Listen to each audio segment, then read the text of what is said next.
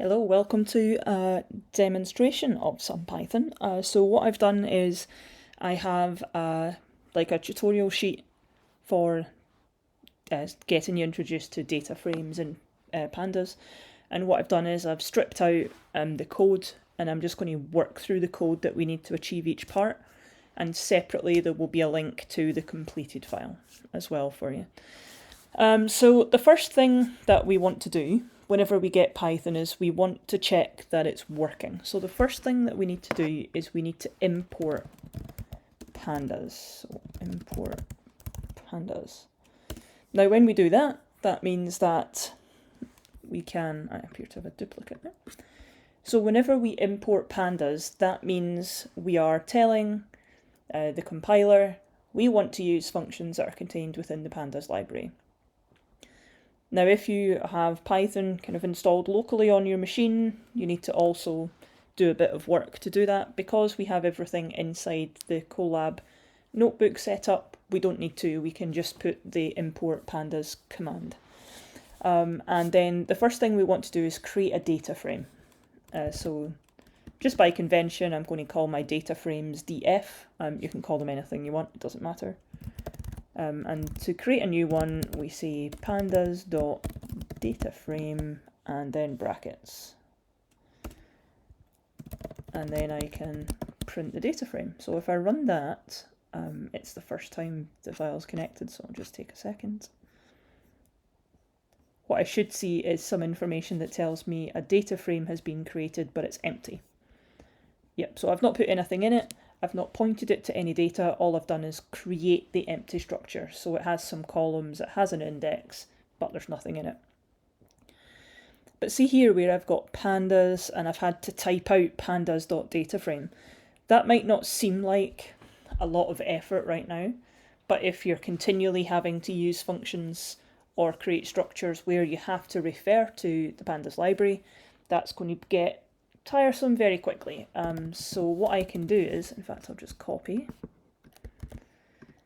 What I can do is, and what you would typically see done, is where you can say import pandas as PD.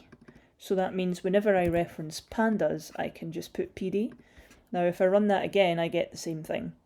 So all that's happened is I've said as PD.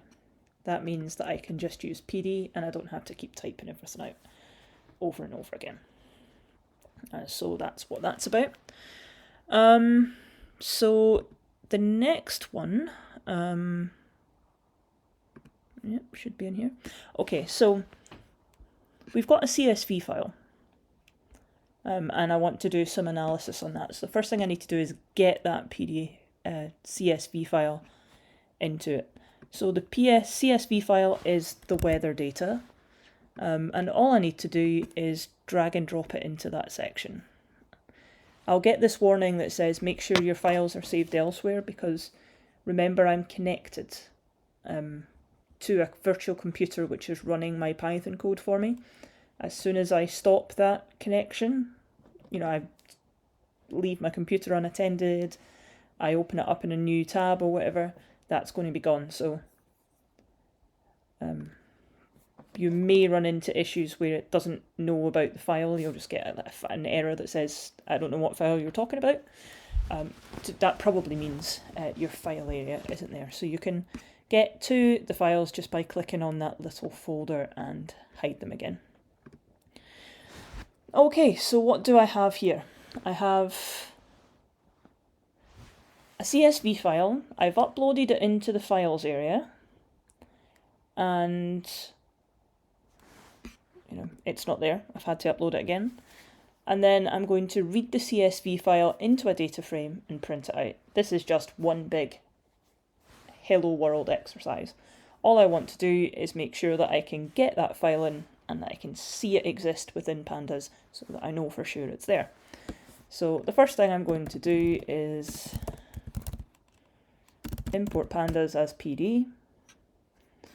Now remember, it will probably pick that up from my previous one, but I'm just going to put it in there just to be sure, because I might want to copy paste that someplace else later. A data frame equals PD read_CSV is what gets me to read a CSV file, and then I just have to tell it which CSV file to look for. So I'm going to please go and look for weatherdata.csv. And then this time, rather than print it out, I just want to get some information on that before I start. So dataframe or df.info should tell me something about it.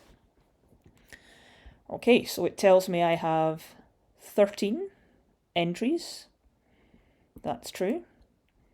There are a number of different columns. These are the names of the columns. So I have minimum, maximum temperature, air frost, sunshine, rainfall, and mean wind speed. And I can see that most of these are numbers, right? They're all float. But I probably want to go and now see the content of that. So I've got some summary information in terms of the structure of the data frame and what it looks like. But now I want to see what it is. And there are two ways that I can do that. So the first one that I'm going to do is something that we've seen before and that we used earlier, this print the data frame command. So here we go. I've got January to December, but with an extra line on February for some reason. I've got various different columns with various amounts of data. So because I've only got these 13 lines, it's easy for me to see and to look at the data and say, yes, that's actually correct. There is another way that I can display them, which is just to type data frame, and that will call it up like this. Now, this is slightly easier in that it's laid out a bit more neatly, so I would prefer this way of doing it, but it's entirely up to you which one you want to do. So the next thing that I want to deal with, if I fix my typo along the way, the next thing that I want to do is deal with that duplicate February. So index 1 and 2 are both February. So how am I going to get rid of that? Well, there is a function called drop duplicates. So I'm going to say I want df to be replaced by df.drop duplicates. So what that will do is it will create a new data frame with duplicates dropped and put it inside the original data frame. I like to do it this way because it means that I'm constantly replacing my main data frame that I'm using. Sometimes you want to create a temporary data frame, something like that. But for now, I'm just going to put back into the main one. So a quick word on drop duplicates. Drop duplicates will drop only anything where there are duplicate lines based on all the columns. So sometimes it can drop more than you perhaps intended to. So that link there just gets you. This is the Panda reference that was mentioned in the presentation.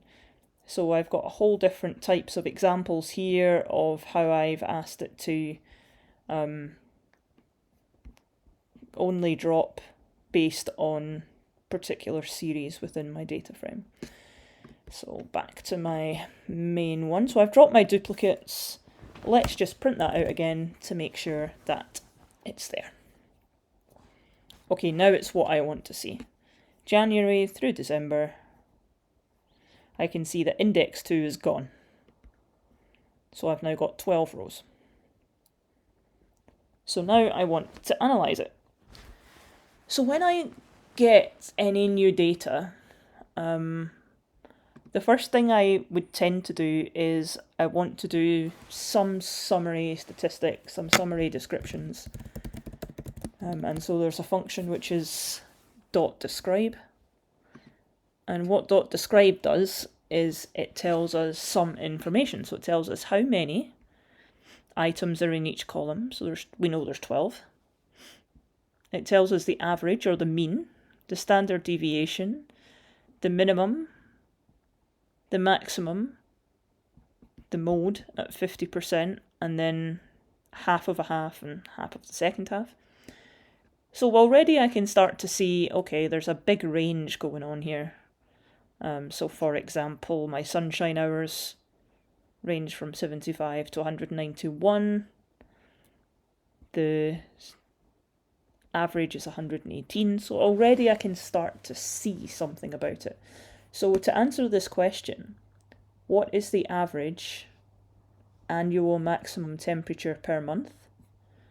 So maximum temperature per month is max Celsius column, and the average is 12.391667.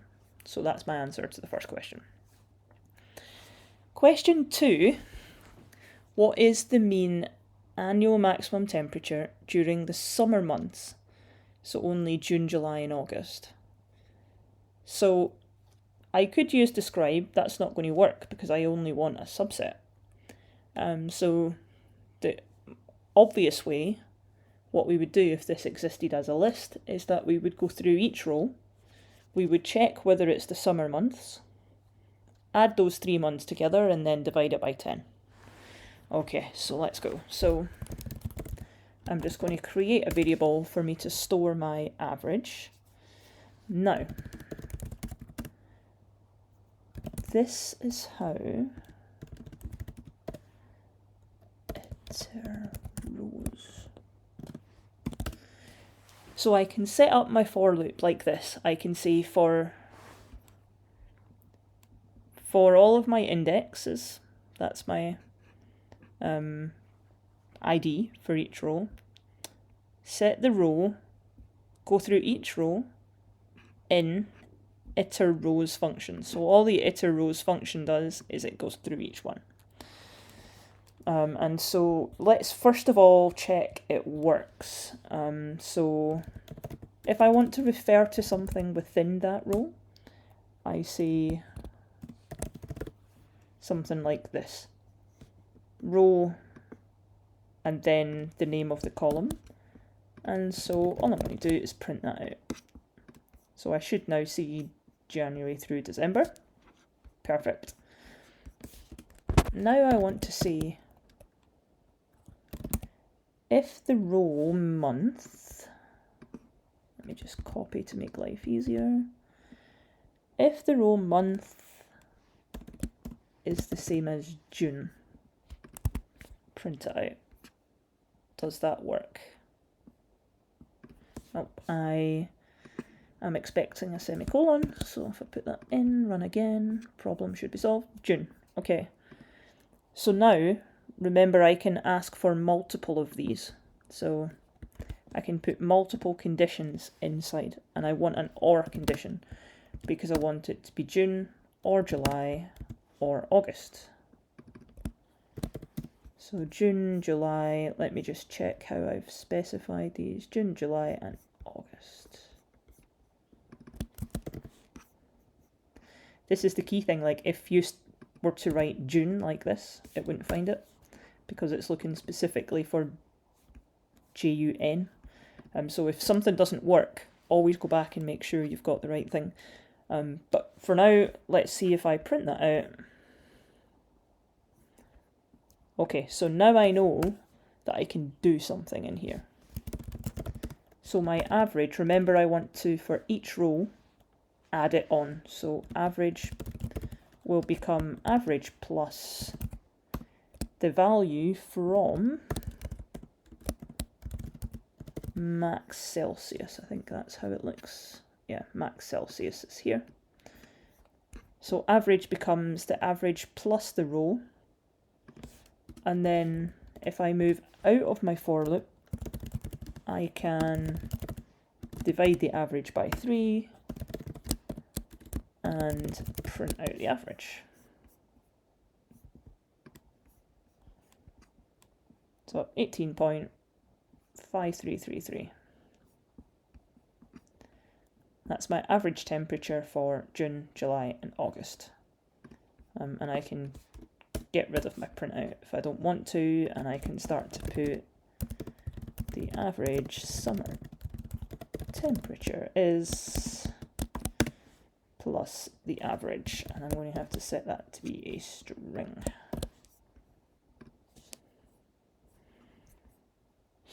So it tidies up. If I want to, I can round the average to 2 decimal places, for example. So in that case, if we see here, I have round brackets, the number I want to round, and then however many decimal places it is. So we should see that change. Nope. Incomplete input. I'm missing a bracket. Okay, so that's me answered question 2. The average summer temperature is 18.53. Okay, what 2 months had the lowest temperatures? So one way that we could do that is we could do exactly as we've done here.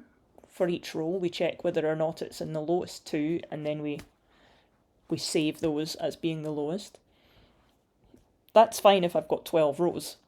In reality, your data set's unlikely to be 12 rows. You would just do that in Excel, wouldn't you? So what we're actually dealing with here is something much larger and needs a lot of computation power. So let's look at how we can arrange the data we have in a way that can help us answer this type of question without needing to check every single one. And to do that, we can use something called sort values. So the sort values function, we have, like that. So we have data frame.sort values. And inside here, we can say what we want to sort it by and in what order we want to sort it. So by equals, now what do I want to do? I want to check if it's the lowest 2. So I want to use this column label. I'm just going to copy and paste it, save a typing error. And then I can say, do I want it to be ascending? So do I want it to increase? In which case I can type true. Yes, that's exactly what I want. So let me print that. So now we can see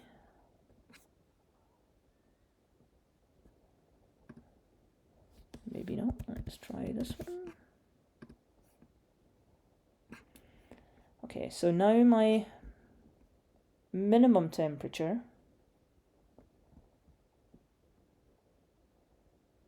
clearly my winter months are at the top here, right? January 0.7, December 0.7, February 1. Now I've displayed DF and I've basically displayed the whole thing. There is a thing that will let me display just the top 5, which is dot head. I could say only the top 2. So if I don't have a number in here, 5 is the default, but I do, so it's only giving me the top 2. I can see that they're 0.7, but what I can't see if I only put 2 in here is what the third number is. If the third number is 0.7, then we need to get into some more specifics.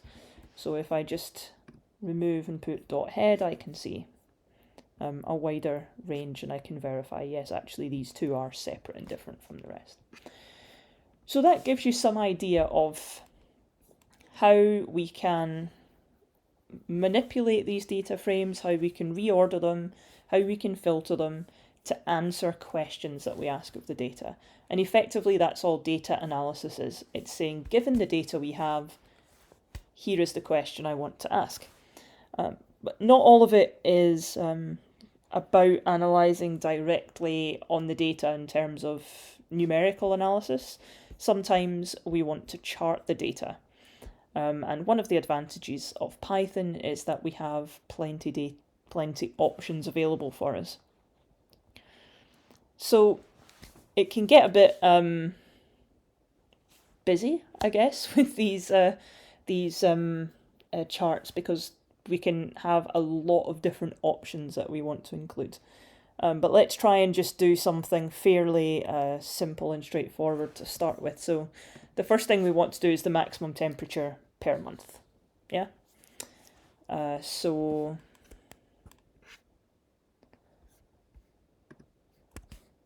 let's see. I can have df.plot will by default draw me a line chart. I want X to be the month, and I want Y to be max Celsius. So I want to do month over the maximum. Now, something's gone on here because my data, remember in my previous data frame I sorted everything? Well, now I need to unsort that. So how am I going to unsort that?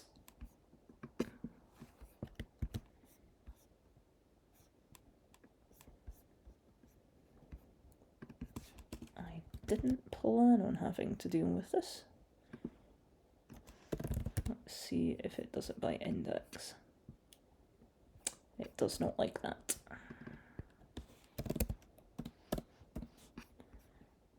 Does it do that? Nope.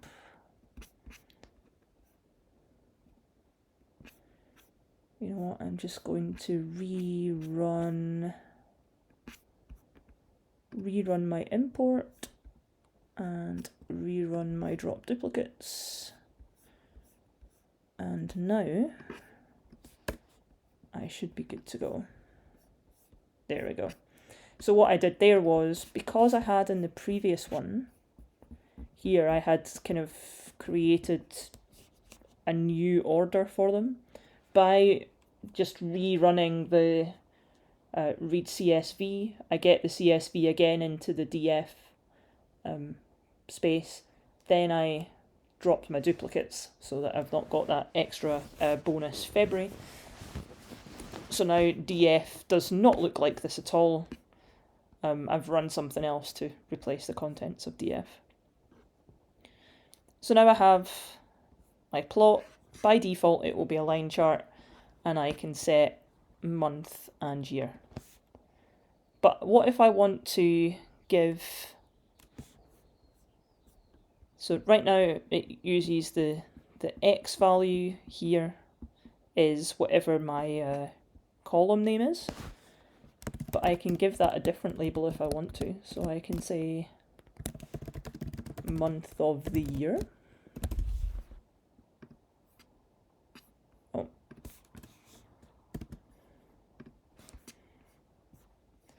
Yep, so now month of the year. I've got a Y. I can give it a Y label as well.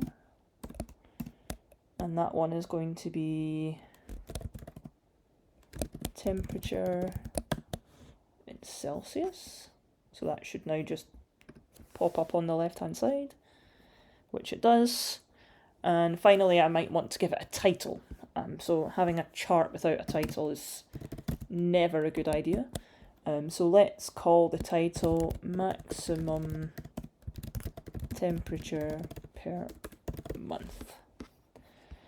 And so we'll see that title appear on the top. So my first line chart. So dot plot gives me by default a line chart. I can tell you the X and the Y variables that I want to be used, or the X and Y series that I want to use as my X and Y axis. I've gone label those axes with X label and Y label, and I can give the chart a title. So what happens if, in this next example, I want to have two charts? So I want to use the X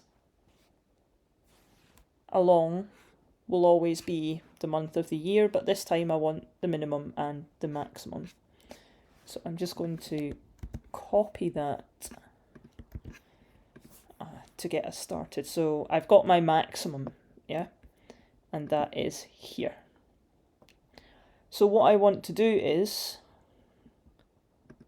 if I just put a square bracket around that, like so, and I start to make a list of things here. So now I have the maximum and the minimum as my Y. That should give me 2 lines, which it does. So it's great. I also probably want to change the colours. Nothing against blue and orange, but let's make this more interesting. So what I can do is I have to not do that. Go back to the start of that. I can create something here. So colour equals and then some stuff in between my curly brackets. Remember to spell the American colour as opposed to the UK spelling with a U. And so what I can do is I can put inside here like some key value pairs. So I can say that I want max Celsius to be something, and I want min Celsius to be something. Now the colours that I can use, this link here will take you to a list of browser supported colours. These will typically work perfectly, and you can scroll through and find a colour that you want. So the colours I am going to go for are medium turquoise. If I can spell turquoise, there we go. And comma. Then I'm going to go for deep pink, comma, and end.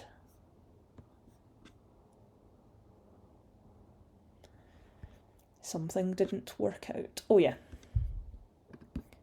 I've made my my key value pairs for colour, but I haven't told the plot function to do anything with them. So colour equals colour.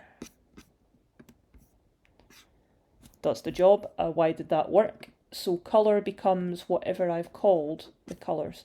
So in this case, I've just called it colour to make it simple so that it matches the thing that I'm making it equal to. I can call that colour choices and make it equal to colour choices, and it will do the same job. So colour becomes whatever my key value pairs are called up here. Okay, we're on a roll. So now we've got one line chart that has one line.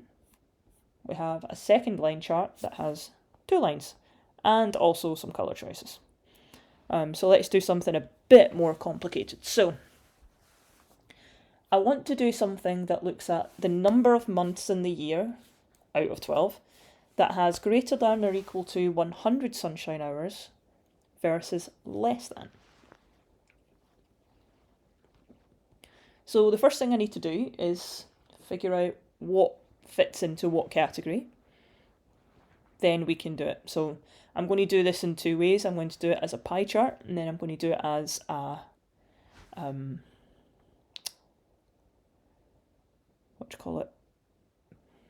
it's right there, a bar chart. Okay, in fact, let's do bar chart first. So, seeing as it's first on the list. So, I need to do a bit of analysis, right? So, I need to determine how many are going to be sunny and how many are going to be not sunny months. And this one is going to be ones that have greater than or equal to 100 hours. And this one is going to be less than 100 hours. Now, somewhere I have, remember this code where we have go through our indexes for each row in the iterRow function, iterRows function rather. Do something. And let's just print out what does sunshine hours look like. I'm just going to print it out so that I can... Okay, so print out sunshine hours. So for each row, print that out.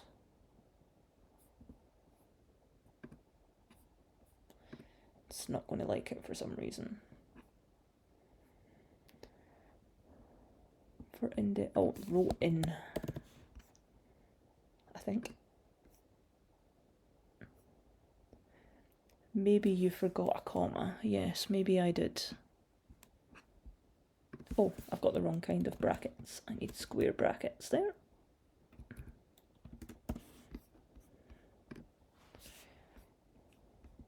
Okay, so that's my printouts of sunshine hours. So I can do a bit of counting myself. I can say that 1, 2, 3, 4, 5 are going to be not sunny and the rest are going to be sunny. So that's pretty much what I'm looking for to get to the end here. So if that value, the row of sunshine hours, is greater than or equal to 100, then something, and I'm going to say sunny, add 1 to that. If that's not the case, i.e. I am not greater than or equal to 100, then not sunny needs to increase by 1.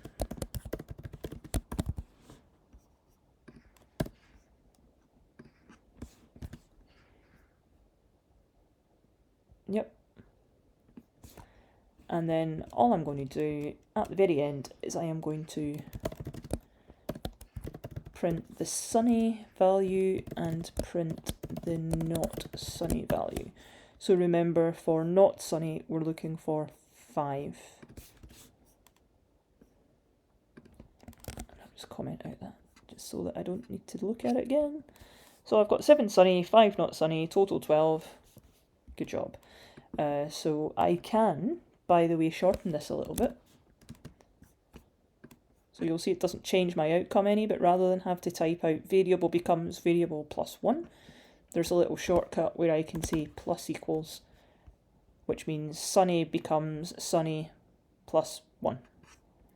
So the same thing will happen. Okay, so I've got my amount of sunny, amount of not sunny. Now I need to draw my plot. So this is going to become more complicated than before because I don't want to use the default, I want to use something else. So my chart, which I'm calling data, is, I need to, well, the data that's going in it, I'm calling data rather. I need to create a data frame specifically with the information I need. So the first thing that I need is I need to have a category. And I'm going to have 2 options within my category.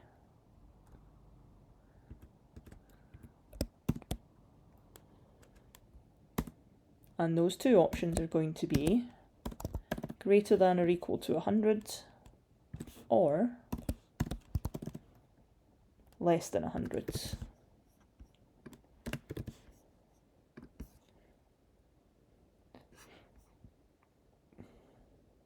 Okay. So now I need to get something to match these up. So category needs to match to whether it's sunny or not sunny. I'm going to just call that in a given location. So I don't know where this weather came from, so I'm just going to call it location A. I have 2 options. And the 2 options that go in here are the 2 variables, sunny and not sunny. So what's happening here is greater than or equal to 100 hours is matching to sunny, less than 100 hours is matching to not sunny. So if I was just to print out that, we can see it in a table. So we can see I have category, and at location A, 7 were sunny months and 5 were not sunny months. I could call that something else. I could call it weather status, anything at all. I've just gone with at location A, I'm either sunny or not sunny. In the sense that I could have many of these, so I could have location A, then I could have location B, location C, and so on. Okay, so that's me got my data. Now how do I turn that into a bar chart? So now I need to plot, but rather than before when I had just the data frame dot plot, in this case I have my data frame, which I've called data, plot dot bar. And again I have an X value, which is going to be the category. And I'm going to have a Y value, which is going to be location A.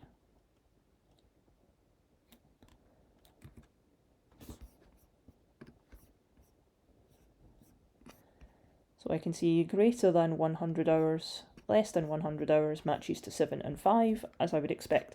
But let's tidy up my chart a little bit so that I've got nice labels and so on. So my X label should be something like how much sunshine,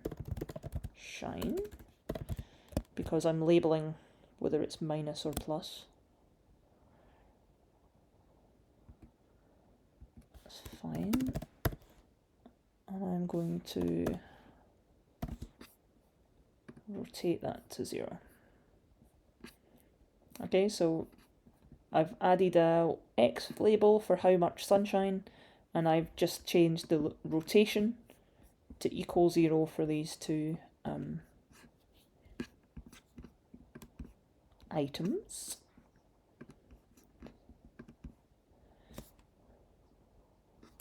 I'm guessing if the rotate to 0 means that it's radians that I'm using, but I'll investigate that after.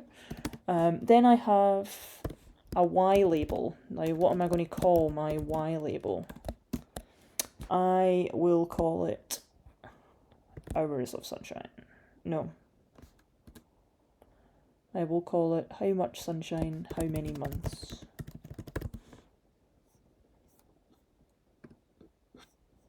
I'll run that. What have I done? Got an unexpected keyword argument Y label. Oh, I've got a capital L. Small l, try again. Done.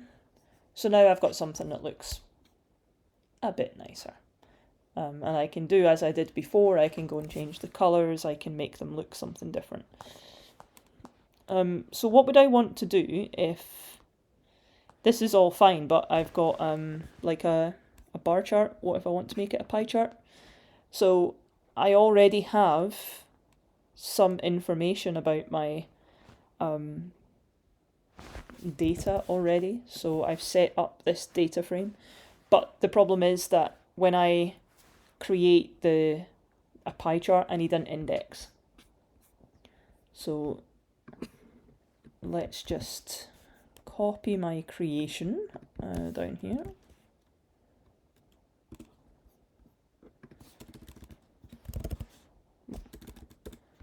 Why am I up there? I want to be here, data.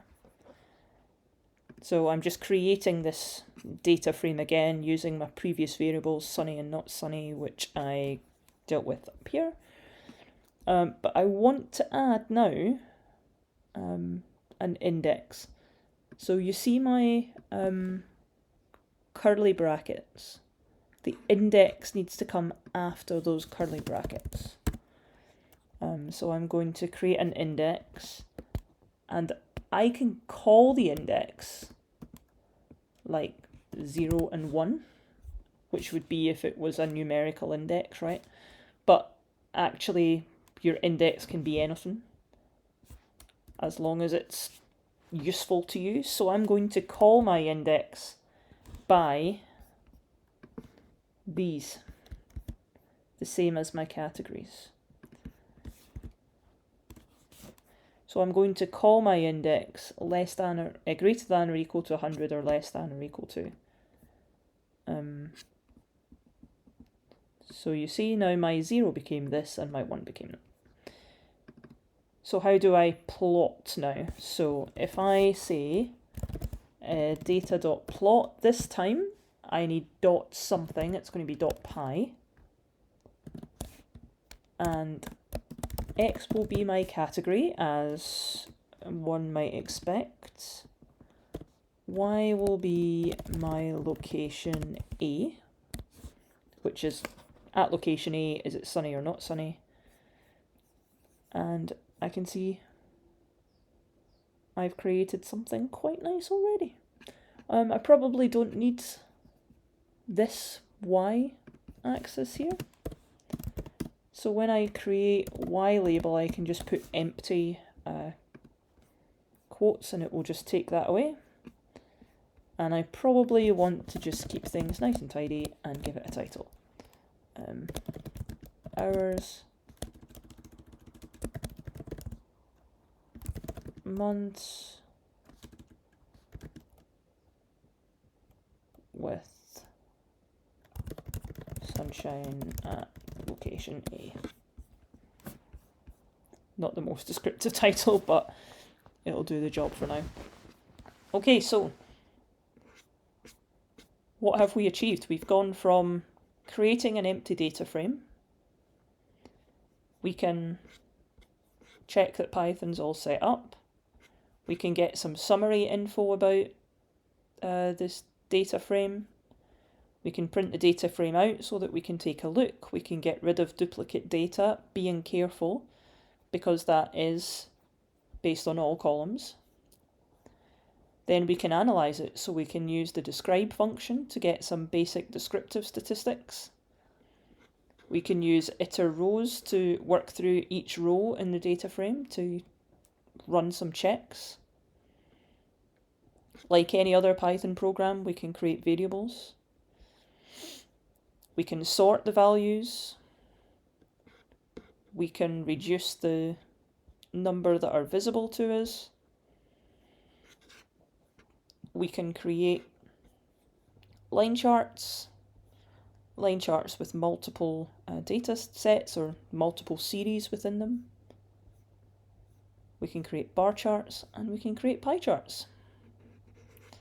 So what will happen is I will make sure next to this link or this video is a link to a completed one, so that you can see just the complete setup that I've put in.